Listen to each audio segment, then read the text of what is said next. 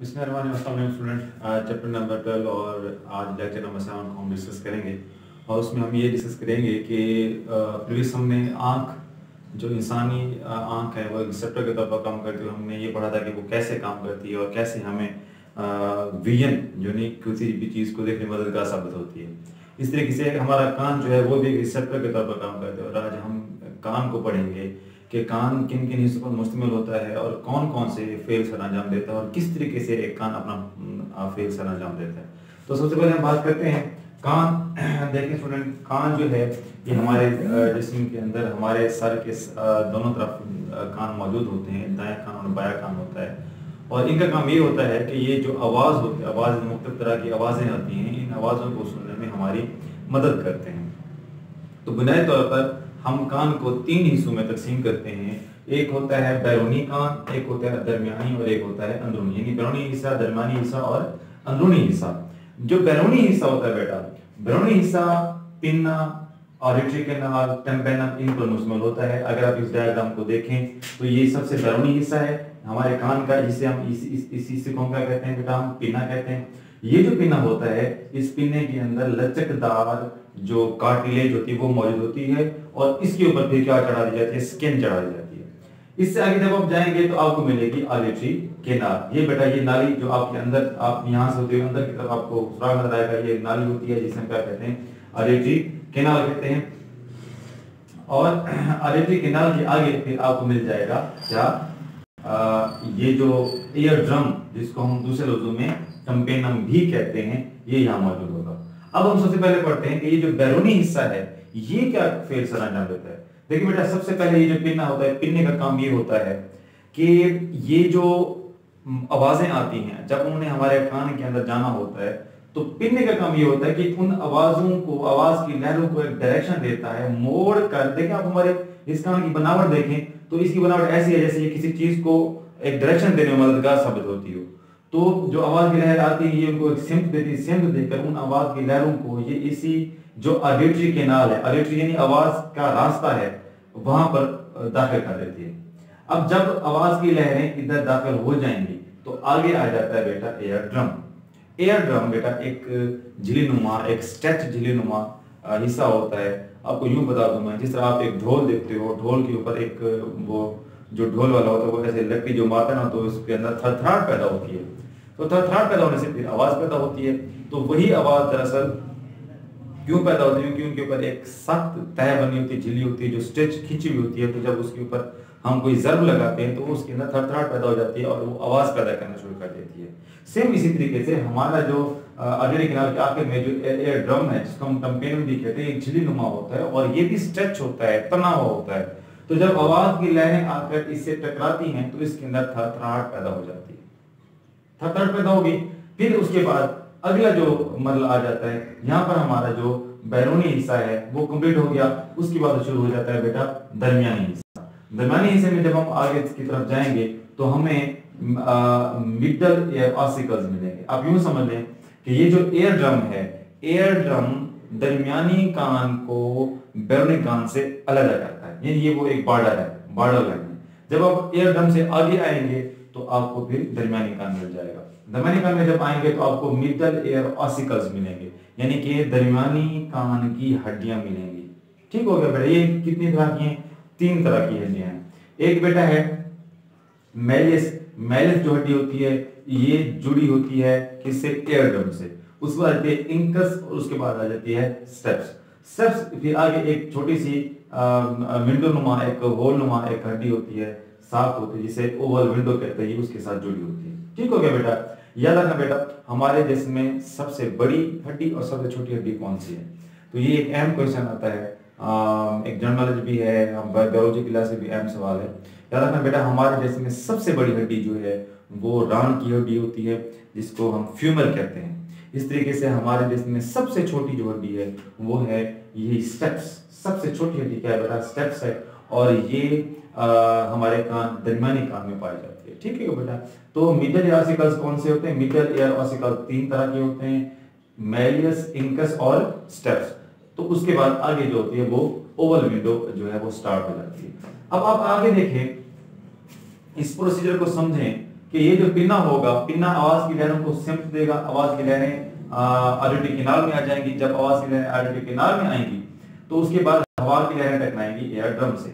Air drum के अंदर थरथराहट पैदा होगी, उस थरथराहट से जो मेलेस होगी इसके अंदर भी वाइब्रेशन पैदा हो जाएगी, ये भी वाइब्रेट करना शुरू कर देगी और वो जो लहर होगी, आवाज की लहर वाइब्रेशन में मुंतकिल होगी, फिर मेलेस, फिर इंकस, फिर स्टेप्स और फिर स्टेप से होते हुए ये आ जाएगी इसके पास, वो आवाज की लहरें आ जाएगी ओवल विंडो के पास। ओवल विंडो से आगे जब हम जाएंगे तो हमारा जो है बेटा वो अंदरूनी कान जो है वो स्टार्ट हो जाएगा। अंदरूनी कान जो जब ये स्टार्ट होता है तो उसकी मैं आपको यूं बता दूं कि ओवल विंडो क्या करती है, दरमियानी कान को अंदरूनी कान से अलग करती है। अच्छा, अब जब अंदरूनी कान स्टार्ट होगा, अंदरूनी कान में आपको सेमी सर्कुलर केनाल्स मिलेंगी। सेमी सर्कुलर केनाल कहते हैं कि जो आधा दायरानुमा नालियां, ठीक है बेटा, ये 3 तरह की सेमी सर्कुलर केनाल होंगी। उसके बाद एक आ जाता है कॉक्लिया। ये देखिए ये स्ट्रक्चर बना है कॉक्लिया, जैसे एक आपने देखा होगा वो नहीं होता घूंगा, घूंगे के ऊपर एक शेल बना होता है, उस शेल को देखें वो ऐसे ऐसे, इसकी बनावट बिल्कुल ऐसे होती है। तो ये भी जो कॉक्लिया है इसकी बनावट वैसे उस घूंगे की शेल की तरह की होती है, लेकिन इसके अंदर क्या भरा होता है, फ्लूइड भरा होता है। और इसके साथ एक और साफ होती है जिसे हम वेस्टिब्यूल कहते हैं, ठीक है बेटा। अब ये जो वेस्टिब्यूल है, वेस्टिब्यूल के आगे फिर आपको एक ये नर्व मिलेगी, ये नर्व जाती है सीधा हमारे किधर, दिमाग की तरफ जाती है, ठीक है बेटा। यानी कि ये जो कॉक्लिया है, इस कॉक्लिया की इस सेंटर वाली जगह पर यहाँ पर एक फ्लूइड भरा होता है और यही फ्लूइड, इस फ्लूइड के अंदर दरअसल वही रिसेप्टर्स मौजूद होते हैं जो आवाज की लहरों को महसूस करके फिर इसी नर्व के जरिए दिमाग को भेज देते हैं और दिमाग हमें वो सुनने का एहसास दिलाता है, ठीक हो गया बेटा। तो ये अंदरूनी कान का हिस्सा है। अंदरूनी कान आपने याद रखना है, अंदरूनी कान जो है वो कॉक्लिया, वेस्टिब्यूल और सेमी सर्कुलर केनाल पर मुश्तमिल होता है। और जो दरमियानी कान होता है वो मिडल ऑसिकल्स होती हैं जिसमें स्टेप्स आ जाते हैं, इंकस आ जाती है और मेलेस आ जाता है। और अंदरूनी कान में पिन्ना आ जाता है, ऑडिटरी कैनाल आ जाता है और एयर ड्रम आ जाता है। तो बेटा ये बुनियादी तौर पर एक पूरे कान की साख्त है। अब मैं आपको बताता हूँ कि कैसे ये जो आवाज की लहरें हैं वो हमें सुनने का एक पूरा अमल बनाती हैं और ये कान पूरे तरीके से कैसे हमें सुनने में मददगार साबित होता है, एक पूरा अभी आपको मेथड बताता हूँ। तो इंशाल्लाह मैं इस वीडियो के एंड में जो है वो कर दूंगा, एक एनिमेशन भी लगा दूंगा किस तरह आवाज की लहरें हमें सुनाई देती है। तो बेटा होता क्या है कि फर्ज करें आवाज की लहरें इधर दाखिल हुई कान में, कान से होती हुई फिर कान उन आवाज की लहरों को एक सिम दे देता है। सिम देने के बाद वो आवाज की लहरें ऑडिटरी कैनाल से होते हुए आ जाती हैं एयर ड्रम में। एयर ड्रम के अंदर वाइब्रेशन पैदा होगी, वाइब्रेशन के नतीजे में मेलेस इसके साथ जुड़ी हुई है वो भी हिलना शुरू कर देगी। फिर मेलेस के हिलने से इनकस स्टेप से होते हुए आवाज की लहरें आ जाएंगी किसके अंदर, कॉक्लिया में।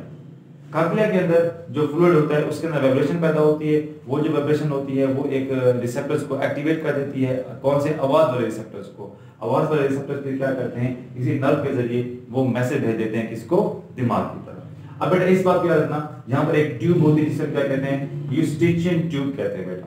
ये जो यूस्टिचियन ट्यूब होती है ये हमारे अंदरूनी कान के अंदर जो हवा का दबाव होता है, जो एयर ड्रम के लिहाज से हवा का दबाव बनता है उसको कंट्रोल करती है। आपने अक्सर महसूस किया होगा कि जब आप का नाक बंद होता है तो जब आप सांस लेते हो तो आपका कान बंद हो जाता है। वो क्यों होता है, उधर से इसका ताल्लुक वहीं से होता है, नाक से होता है कि जब हम सांस लेते हैं तो वो हवा का दबाव बनता है, खिंचाव पैदा होता है और हमारा ये कान बंद इसलिए होता है कि एयर ड्रम खींच जाता है, ठीक है। तो बाद में रिलैक्स हो जाता है क्योंकि हवा का दबाव फिर नॉर्मल पे आ जाता है, ठीक है बेटा। तो यूस्टिचियन ट्यूब का काम यही भी होता है, ठीक है। एक तो ये फिर ये यूस्टिचियन ट्यूब और इसका काम, इनका काम, ये जो कान है इसका काम ये भी होता है कि हमारी बॉडी पोस्चर, हमारे जो सिम्ट को मालूम करना, ये भी उसमें मददगार साबित होता है।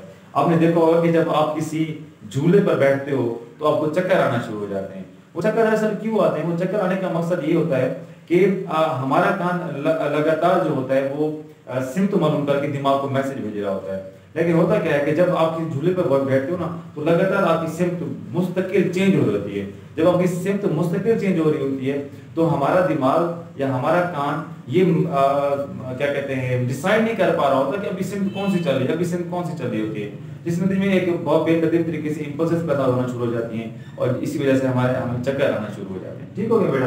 तो ये कान भी इसी में शामिल है। जो हमारे जिस्म के बॉडी पोस्चर, जो हमारे जिस्म की कोई सिम्टमों को क्या डिटरमाइन करने में क्या करता है, मददगार साबित होता है। ठीक है बेटा, उम्मीद है आपको ये कान वाला टॉपिक जो है वो क्लियर हो गया होगा। इसके बाद एक और छोटा सा पॉइंट है जिसे हम खामोश दुनिया कहते हैं, डीफ कहते हैं, जिसे उसमें गूंगे कहते हैं, गूंगे या बहरे जो सुन नहीं सकते वो। तो उसमें बेटा होता ये है कि बाज़ औक़ात हमारे कान के अंदर कोई इन्फेक्शन वगैरह हो जाए, कॉकलिया सही तरीके से काम ना करे, एयर ड्रम सही तरीके से काम ना करे, अगर हमारी ये इनकस मेलस स्टेप्स ये है सही तरीके से काम ना करे, यहाँ पे दरमियानी कान में कोई जो है वो इन्फेक्शन पैदा हो जाए, अंदरूनी कान में कोई इन्फेक्शन पैदा हो जाए, तो ये इन्फेक्शन की वजह से कोई न कोई हिस्सा काम करना छोड़ देता है। नतीजे में हमें फिर सुनाई देना बंद हो जाता है, यानी हम इसे उसको फिर हम क्या कहते हैं, खामोश दुनिया कहते हैं, कि हमें सुनाई ही नहीं देता। इसके अलावा बेटा और कौन सा पॉइंट था,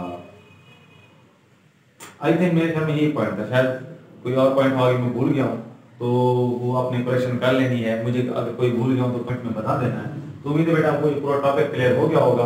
कोई इशू वगैरह हो इस टॉपिक में तो आप मुझसे कमेंट में पूछ सकते हैं, अपना आंसर भी ले सकते हैं। शुक्रिया, अल्लाह।